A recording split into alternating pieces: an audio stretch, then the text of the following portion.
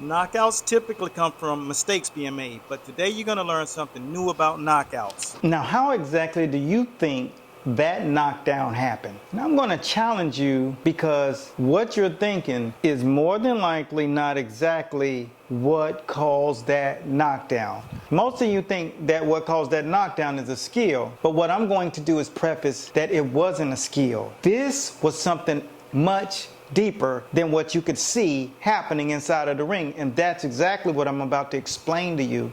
But before I get started, I got to introduce myself before I give you a pearl that's going to actually change your vantage point of what you see in boxing. So if you are a trainer, this is going to be a pearl, and if you're a competitive athlete, then this is going to give you one leg up on your opposition. But before I get started and start talking about this or that, I have to be respectful of your time and introduce myself. For those of you who are new to the channel, your time's valuable to me. First and foremost, I myself have done 4 decades in the sport of boxing. I've got the opportunity to work with over 40 champions in this sport. I took all of the education from those camps, and guess what I did? I've written over 30 how-to books so that people who are coming along today won't have the same issues that I ran into on my come up. I took that and I created mentorship and boxing programs. These are the things that I hang my hat on. So when it's all said and done, over 30 books,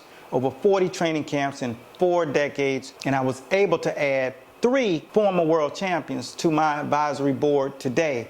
And these are the things that I say allow me to speak to you on this topic at hand. What you saw was not skills related. The reason why this fighter was able to create this knockout, boxing triggers the sympathetic nervous system. And that's exactly what came into play. You know, the reality is, this is something that several of us know, kind of on the down low. There was something that I did to actually trigger this scenario to happen. It was really the first phase of this happening, and it was when this fighter came on to my show. And before this fight happened, he was pretty confident that he was going to win this fight. But what I did to trigger the sympathetic nervous system, the sympathetic nervous system is when the brain goes into fight or flight mode. The adrenaline increases, the heart rate, cortisol levels, the oxygen levels expand, the eyes sharpen and laser in on the opposition. So basically, the sympathetic nervous system puts you in go mode. I'm going to tell you the story because this was interesting. The young man is a very, very cocky guy. He has a big ego, and he knew in his own heart of hearts that he was going to win this fight. The reason why I triggered this is because I actually wanted him to win the fight when he got the fight, and this was right before the fight happened. So I had former world champion Tony Zell's niece on the feed with me, who was my co-host, and 2-time world champion, my man Otis Griffin. What we did is basically put him in this place, and I lined him up, and we did a film study. Let's see what it looks like. When you get a cutie in the ring, you got to throw charm in the water. A fishing term meaning throw the guts in the water, and like a shark, you attack. And I wanted to explain to him the difference between the fighters that he's about to fight now. Lineal champion. He had all 4 belts, and he had just taken them from Lomachenko. What I wanted him to understand is who he fought before was not going to prepare him for who he was in the ring with now. So therefore, during the film study, I poked the bear, and I made him think about things that he actually wasn't thinking about, therefore triggering this neuron and making his mind recalibrate. And these are the things that I did in camp.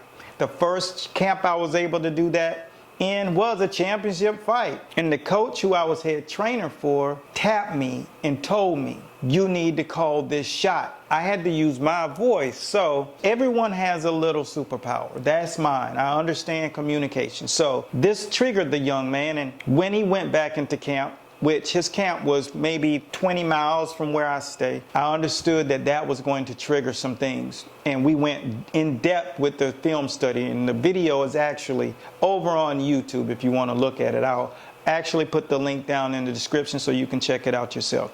You can see how I press buttons, and I made the resistance real because I actually know if you're going to fight at the world-class level, it's not like fighting in the top 25. New levels, new devils, and I prepared him to be triggered for the devil. So once this conversation happened, what kicked in from that point was this next term, and this will give you enlightenment on what is happening when you're training in your life and you plateau, but no matter what you do, you can't get over that hurdle. You can't lose the weight. Everything locks in. We just had a fighter who recently could not lose weight, and they don't understand what it is. Well, this next term is going to explain it. And the term is neuroplasticity. This is your actual nervous system. Let me frame this up for you so whenever you're sharing it with somebody, you actually sound like you know what you're talking about and you can actually apply it to your own life. See, neuroplasticity is your brain's ability to rewire itself by forming a new connection between brain cells, neurons, in response to experience, learning, and repetition. Now, jot that down because this is what's going to open your eyes. Think about being in an airplane and the airplane's actually going down, or you're standing on top of the Empire State Building and someone pushes you over. Think about what will go through your mind. Well, that's exactly what's going on whenever your nervous system is out of whack. You remember back at the beginning, sympathetic nervous system is half of the nervous system. The other half is the anatomic nervous system. So now, if you don't understand how to control this, you can't lose weight. You can't get good sleep. You cannot stop feeling anxiety. Whenever you're training, and you continue to hit plateaus, is because the wires are not connecting from one neuron to the next. A lot of people think that muscle memory is the all and end all. We can go back as recently as Tank versus Lamont Roach. What you were witnessing was not Tank lacking skills. What you were witnessing there was Tank being a victim of neuroplasticity. Everything that he knew froze and locked up. He could not connect one dot to the next. That's the rewiring process that the brain actually has to go through. And if it can't, that means your neuroplasticity has kicked in and your actual process has been interrupted. Think of the mind as a galaxy. The mind has so many different chambers that you can't even compare muscle memory to the mind. What's in the mind is what we call neuromuscular memory, not muscle memory. That's why when you go out here and you're doing pad work and from one set to the next, you can't remember what the pad work is. And the reason why this is because boxing is the most demanding exercise or sport that there is today. There are many chambers, and here's one. How you can look at it is like this. Because you're in constant demand of learning new skills, punch combos, slips, rolls, weaves, footwork patterns, pivots, all of these different things. The second thing is you're always reacting under pressure.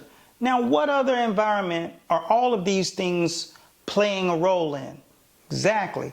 This is why neuroplasticity kicks in every single time. You're reacting under pressure. Now, you're reading movements of your opposition, anticipating punches, and making split-second decisions. The third component of the triggers of neuroplasticity are coordinating complex movements. You're putting things together in sequences. See, the brain is sending signals to the eyes, the hands, the feet, the core, all at one time. Last but not least, timing, speed, accuracy equals increased neural efficiency. Now this is all coming together and you can stop being insecure about moments and understand the process of developing what we call muscle memory. And so there you have it. When I tapped into this young man's when we were on the call, what I said is to make sure that you understand how to ignite these things.